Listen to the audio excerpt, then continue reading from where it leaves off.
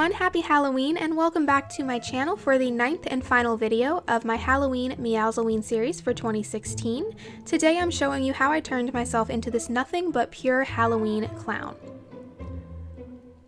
A few weeks back on my Instagram I did another Halloween clown, except that one was more inspired by candy corn and it was inspired by another makeup artist on Instagram, but I did put my own twist on it. I wanted to one-up myself today for the last video of my Halloween series for this year. So I am kind of recreating that clown, but I'm using my own original ideas and I'm using a completely different color palette. You are actually watching this makeup come together on camera, as I had no plans for this when I sat down. I just knew that I wanted to use the colors purple, green, orange, and black, and I wanted to incorporate bats. So the first thing that I did off camera was apply 2 separate lenses, and the links to these lenses are down below in the description. And then I'm applying my Ben Nye Cyanosis foundation all over my face, avoiding my eyes and lips, and I'm bringing that down onto my neck and shoulders.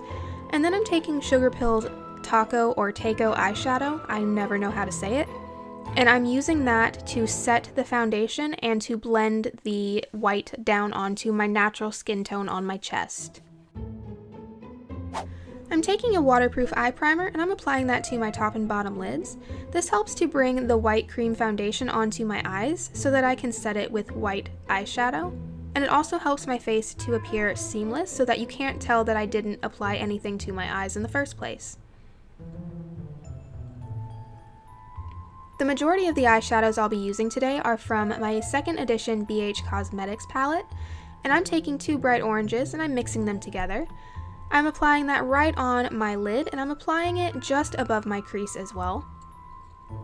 And I blended that out just a bit to kind of smoke it out.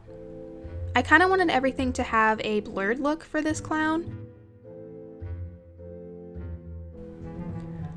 I'm taking a yellow right above the orange so that I can transition my eyeshadow from orange to green. And then I'm blending all 3 of those colors together. And after it had been blended, I applied the orange and green once more so that they were brighter.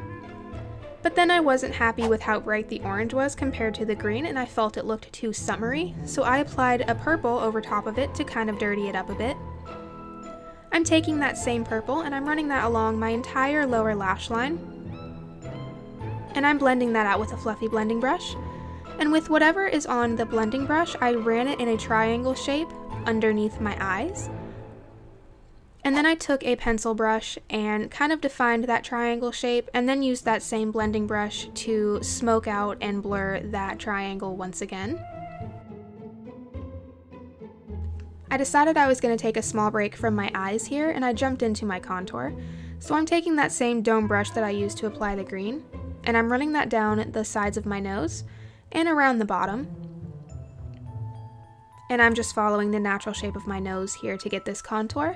I'm using that same fluffy blending brush that I used to blend out my orange eyeshadow to blend out this green contour.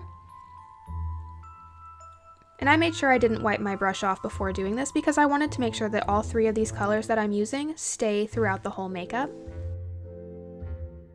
It was then that I decided I needed more orange around my eyes, so I applied orange next to that green contour and I blended it into the green under my brow bone and into the purple under my eyes.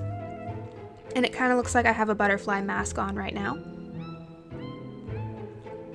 I then moved over to eyeliner and I'm just doing my standard cat wing.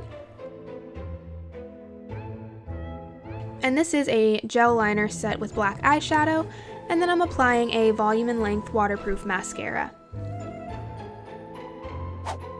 I then moved into my eyebrows, and I'm brushing through them with a spoolie to make sure that any white foundation that may have gotten on them has been brushed through. And I'm taking Sugarpill's Bulletproof eyeshadow, and I'm just going over the natural shape of my eyebrows, and then I'll be brushing through them once again with that same spoolie.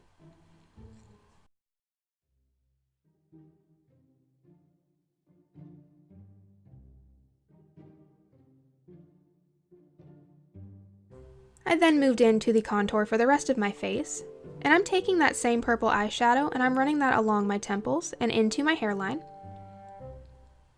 Right next to that purple, I'm adding that same green, and once again I'm working that into my hairline. And then in between the greens, I'm putting those oranges. And I'm kind of making a faux widow's peak with that. It won't really be seen, but it makes a difference. I blended all three of those colors together into the white cream foundation with a larger blending brush. I think it may actually be a contour brush, but I wasn't paying attention. And then I moved back into the contour on my nose. I wanted to darken it up a bit, so I added that purple. And I'm using that fluffy blending brush that I used for the orange eyeshadow in the beginning to blend all of that together.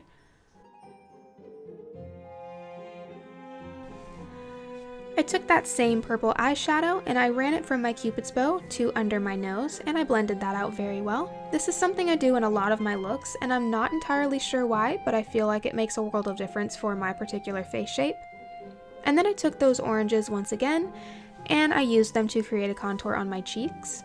I blended that out very well to just underneath the purple triangles under my eyes, and then to maintain a whimsical look for this clown, I created purple squiggles over top of the orange contour.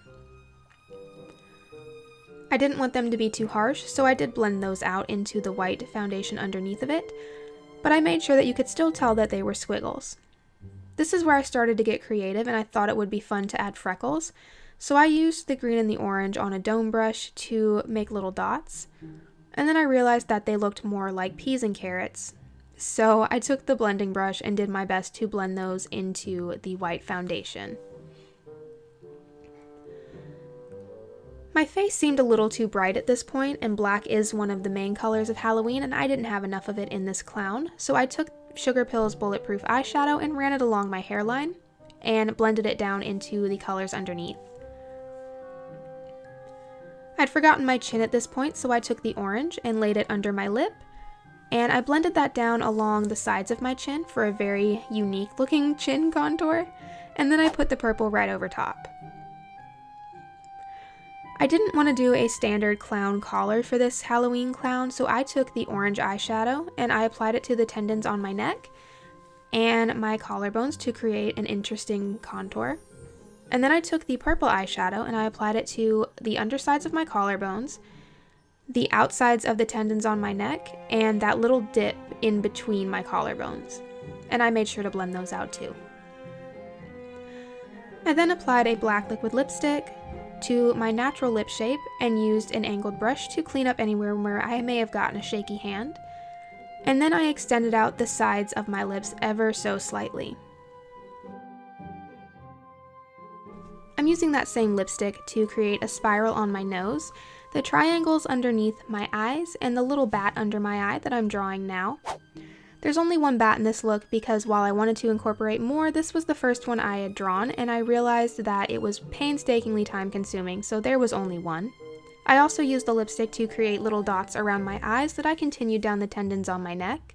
And I meant for days to get green lashes for this look, but completely forgot between work and constantly doing makeups for Instagram. So I painted my eyelashes green with my Kryolan Aquacolor Dayglow paint, and I'm making sure to be very careful not to get this into my eyes because while it is a makeup product that's safe for skin, it's not safe to go in your eyes. I also incorporated that green some more by letting it drip down my neck, and that is it for my last video for Meowlzeween 2016. I had so much fun over the last 9 weeks creating new characters and creatures for Halloween 2016. It also brought in quite a few new faces, so thank you guys so much for sticking with me through this. I'm taking a small 1-week break from YouTube so that I can get everything in order for my Christmas series. I know it's only Halloween and I'm already talking about Christmas, but I have so many looks planned out for that. I also wanted to say thank you to everybody new who has subscribed to me and the fact that I'm almost to 250 subscribers. It may not seem like a lot, but it's quite a bit for me. So thank you guys so much for watching, and I will see you guys next time.